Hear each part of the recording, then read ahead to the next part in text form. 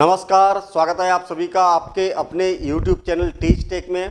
हम पढ़ रहे हैं यहाँ पर कक्षा 10वीं गणित और उसका थर्ड चैप्टर और थर्ड चैप्टर का 3.1 का फोर्थ क्वेश्चन है ना। और फोर्थ क्वेश्चन का थर्ड और फोर्थ पार्ट आज करेंगे हम। इसमें क्या बोला है पहले ध्यान से समझो, बड़ा आसान काम है।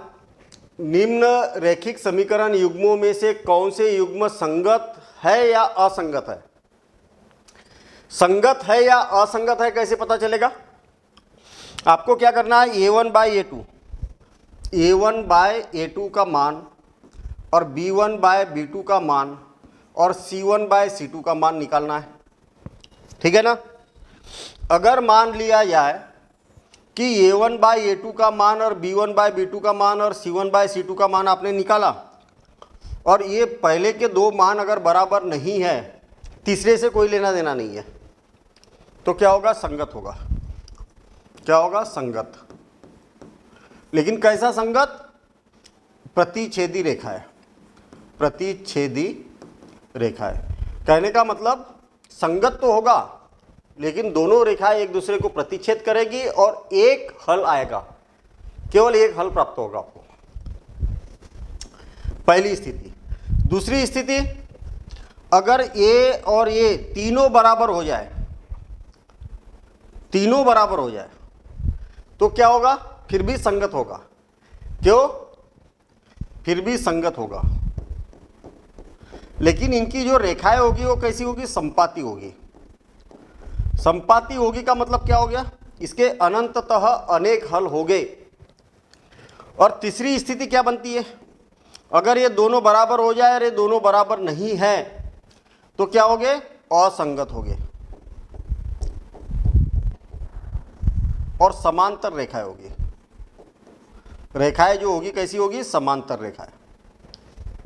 तो ये तीन स्थितियों में जब भी आपके पास पहली स्थिति आती है तो हल करना है, दूसरी स्थिति आती है तो हल करना है। बिल्कुल आसान काम है ना। ठीक है। यहां पर देखिए कि a1 बटे a2 का मान कितना है? यहाँ a1 बटे a2 का मान, यहाँ x का गुणांक 2 है और यहाँ x का गुणांक 4 है, तो 2 बटे 4 और 2 1 2, 2 2 4, तो 1 बटे 2 आ गया। b1 बटे b2 का मान निकालेंगे तो b1 बटे b2 का मान, b1 का मान यहाँ पर 1 है और यहाँ पर ऋण 2 है। आप मुझे एक बात बताइए कि ये और ये मान बराबर है क्या? नहीं है। मतलब यहाँ पर 1 बटे 2 आया, यहाँ पर ऋण 1 बटे 2 आया, तो दोनों अलग अलग है ना भाई। एक धनात्मक है, एक ऋणात्मक है। संख्यात्मक मान भले ही एक जैसे दिख रहे हैं लेकिन चिन्ह इसके अलग अलग है। एक धनात्मक है और एक ऋणात्मक, मतलब दोनों बराबर नहीं है। तो यहाँ हम यहाँ पर बोल सकते हैं कि क्या होगा? a1 by a2 is not equal to b1 by b2।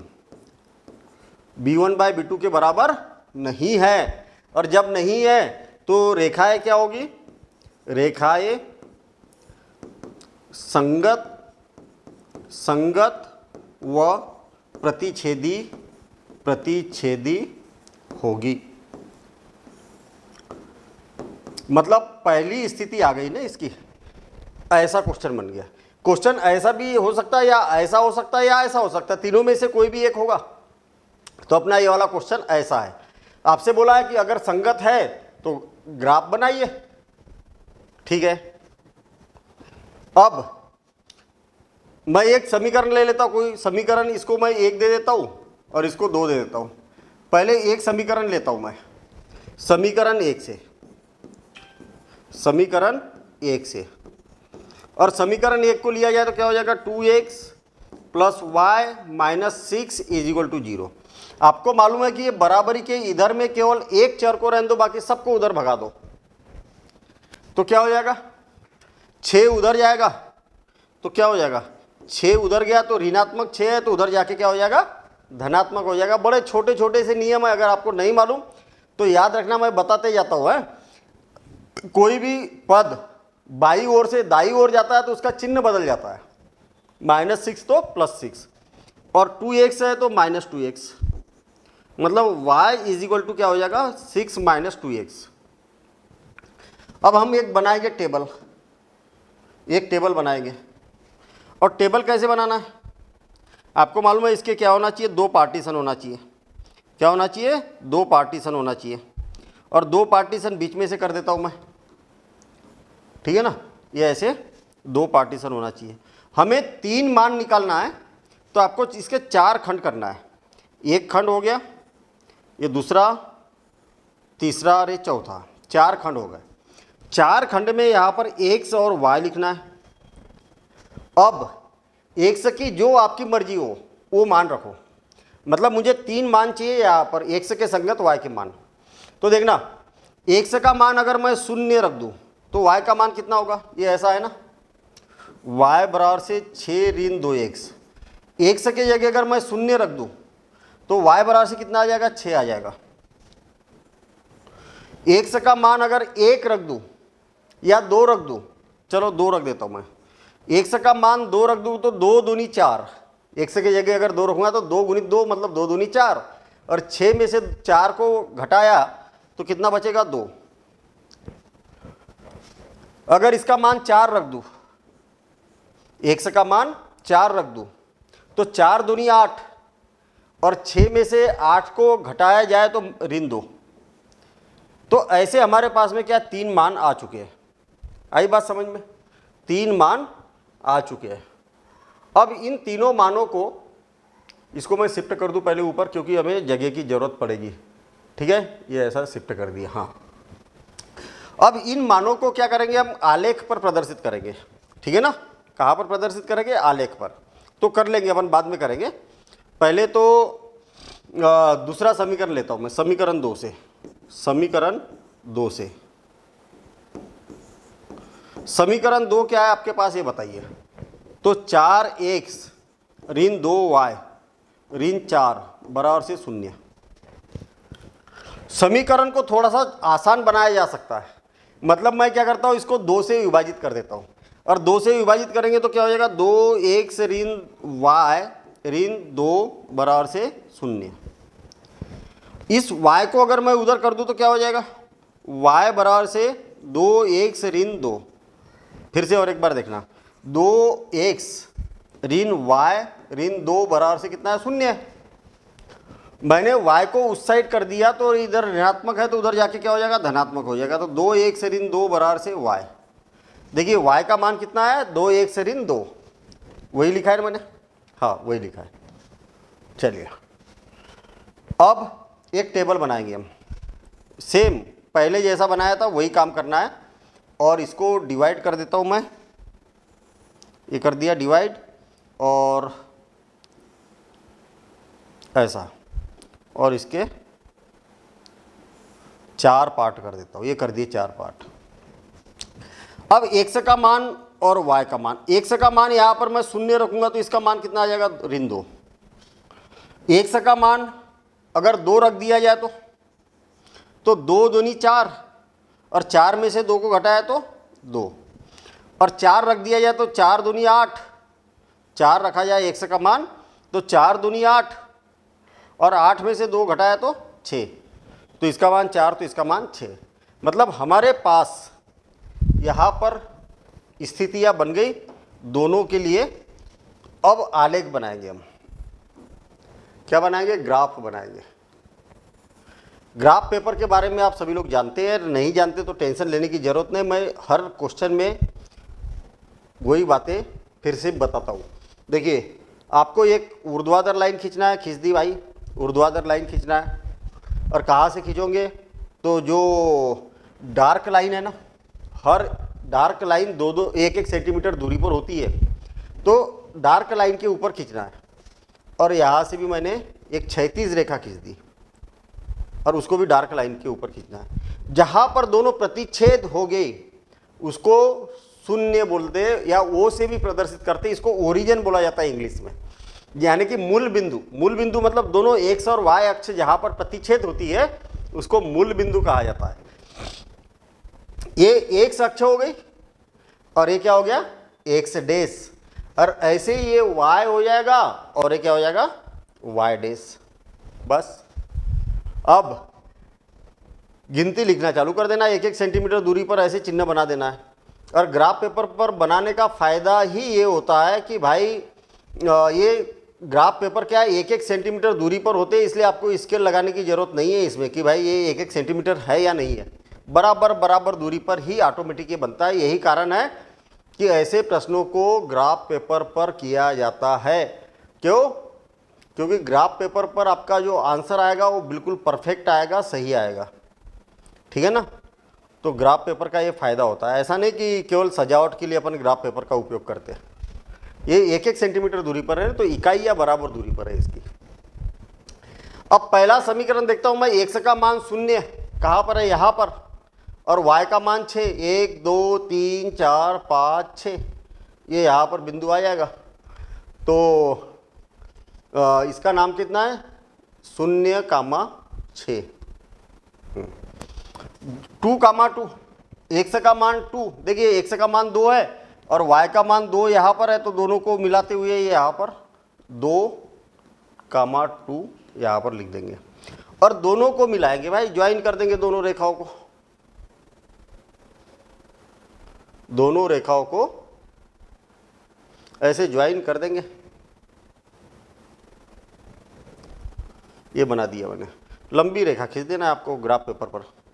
और जो तीसरा बिंदु है, आप बोलोगे कि दो से तो काम हो गया। हाँ, 2 से काम हो जाता, लेकिन तीसरा बिंदु जो है ना वो सत्यापित करता है उत्तर को। अगर तीसरा बिंदु इसी रेखा पर आ गया तो आप समझ जाना कि अपना क्वेश्चन पूरा सही है। देखना, 4 ऋण 2, 1 2 3 4 और ऋण 2, देखिए बहुत बढ़िया, एकदम एग्जैक्ट यही पर अपने को पॉइंट मिल गया, इसी रेखा पर पॉइंट मिला, 4,-2 आ गया समझ में। एक रेखा बन गई, इसका नाम लिख दो। पहली रेखा है ये 2x + y, 2x + y और इज इक्वल टू या -6 = 0, -6 = 0। इससे क्या पता चलता है कि जो पहला समीकरण था उसकी ये वाली रेखा है, ऐसा क्लियर पता चल जाता ना, लिख दिया हमने। चलिए अब दूसरी, -2, एक समय 0 यहाँ पर और y में -2, ये यहाँ पर है -2, 0, -2। नीचे ऋणात्मक होता है, इधर भी एक समय ऋणात्मक होता है, इधर एक समय धनात्मक, ऊपर y में धनात्मक।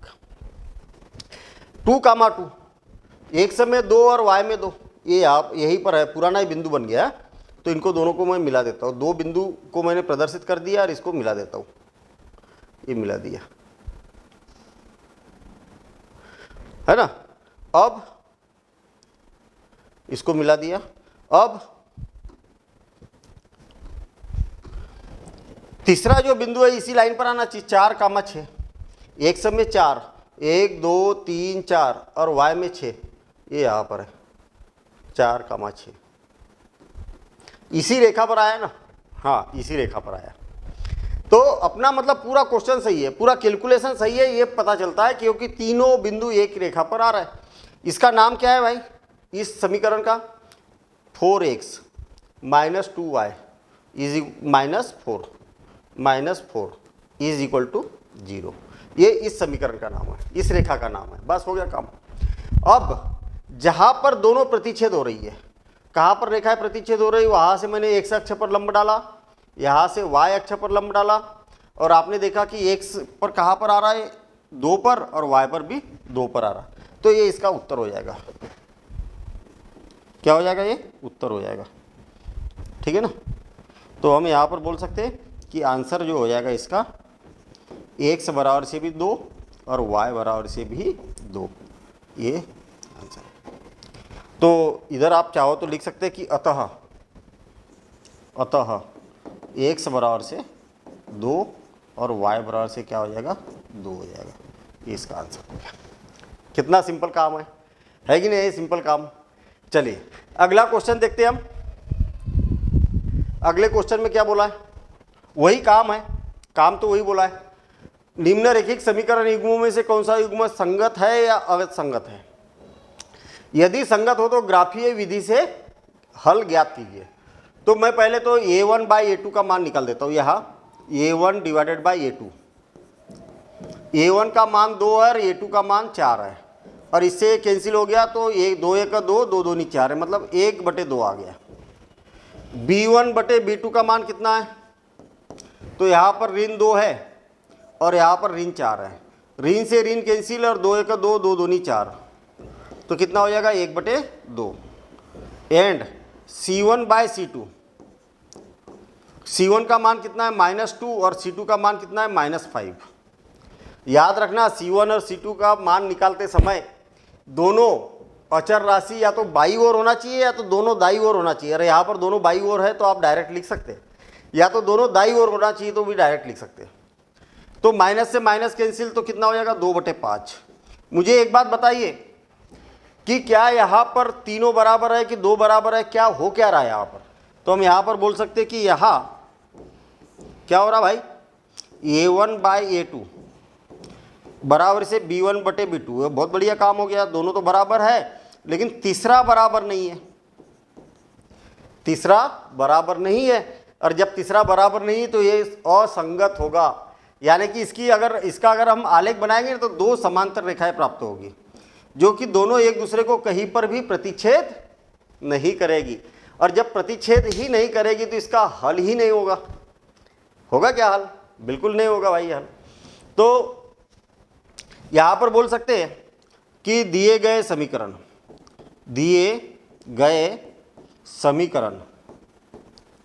क्या है? असंगत है,